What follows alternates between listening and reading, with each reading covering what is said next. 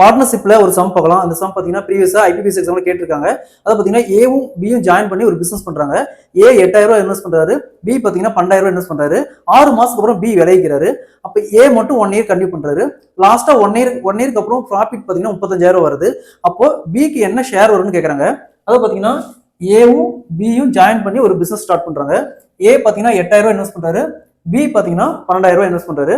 இப்போ மொத்தமா 1 இயருக்கு 12 மாசம். ஓகேங்களா.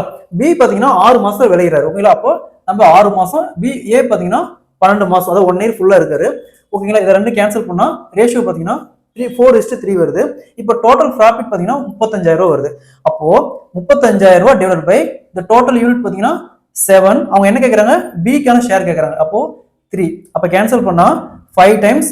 அப்போ 5 into 3 15,000. அதாவது இங்க 5000 வரும். 5000 into 3 15,000.